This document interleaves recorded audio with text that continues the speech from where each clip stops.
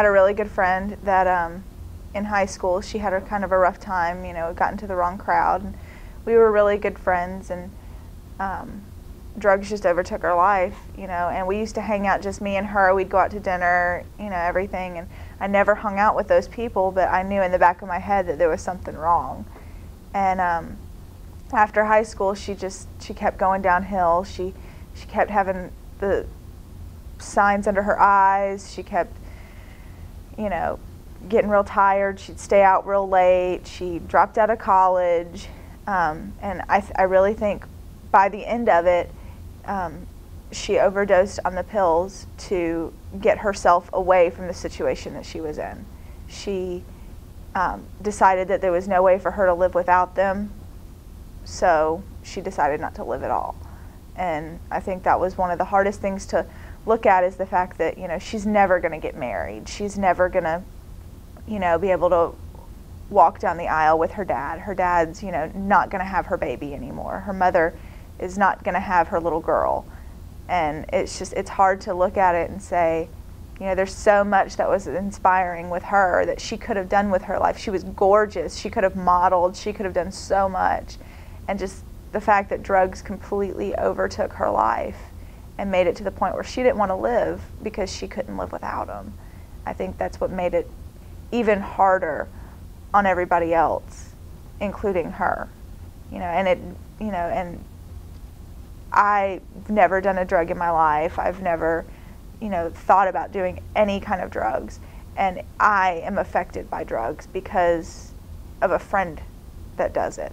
And I know her parents are affected by it because they lost their baby. They lost their little girl because of drugs. And it's hard to sit back and look and say that only people that do drugs are affected. It really affects everybody around them. You know, it affects their mood, it affects their personality, and it just affects them as a person. And it's hard to sit back and watch them go through that and say, there's nothing I can do, because if I try and say anything, they're going to get upset. And so it's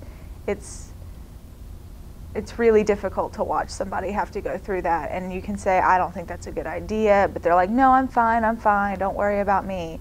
And it's kind of like watching, you know, somebody step off a curb and get hit by a car.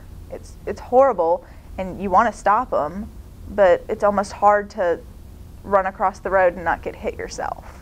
I first realized she was using drugs when she was hanging out with a crowd that I knew were using drugs. And she wouldn't come out and say it. She never would. And by the end of her senior year, she finally started admitting, yeah, I've been popping pills, I've been smoking marijuana, I've been, you know, and I mean, it went from marijuana to cocaine to ecstasy and to pills. And it's just, it hurt to sit there and watch her do it, but it also hurt to know that I couldn't do anything to stop it, because she had gone so far downhill so quick that it was hard to sit there and say, well, you can still get out. And everybody can still get out. I mean, there's hope for everybody, but it's hard to hear it from your friend who's your peer, and they just, you know, she would tell me, you know, she would get into arguments with me and be like, well, you just think you're better than me because you don't do this. And I'm like, no, I don't think that. You know, it's hard to watch your friend kill their lives away and kill what they could do. I think her parents realized she was doing drugs, and I think she kind of led them to believe that she was quitting. They were very devastated when she passed away. They were very, very devastated. I think that they had the impression that she was quitting, that she was, you know, getting help and everything like that. And they kind of let it be, and then, you know, out of the blue, she passes away, and they don't know how to handle it. They don't know what to do, and it's kind of hard to say that they knew she was doing drugs, but I think they thought she was getting help. An only suggestion that I could give is, you know, based on what great parenting skills my parents have. You know, my parents all through high school knew exactly where I was going, who I was with. You know, they made sure of it. And I mean, my parents wouldn't let me go out unless they met the person themselves. They were very strict about that. And I mean, it's to the point where people almost have to be really strict on their kids and make sure that they're hanging out with the right people, that they're coming home at night, and, you know, don't let them be like, oh, I'm going to spend the night with a friend. And it's just kind of like, well, what friend? Who are you going to your house? Where do they live? And I mean, that's what I got all through high school. And, you know, I think that's what really helped me to choose my friends easier, because I'm like, well, my mom's not going to let me hang out with her. My dad's going to say no to hanging out with them.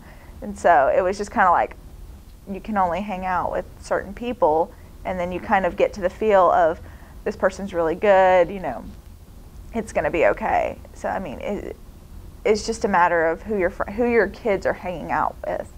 And I think that peer pressure has a lot to do with it. Peer pressure, I really honestly think that most people that start doing drugs and that get into it is because your friends go, oh, you should try this, oh, you should do this. And a lot of people are like, oh, I would never peer pressure you into anything. It's peer pressure just being around it.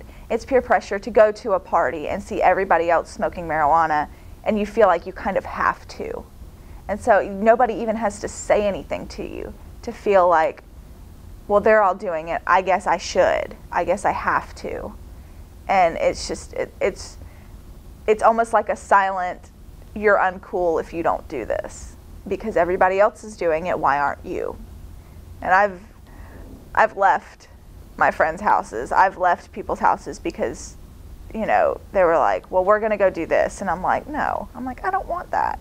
And it's just a matter of standing up and saying, I don't care if I don't look cool to you. I don't care if you think that I'm a nerd because I don't do this.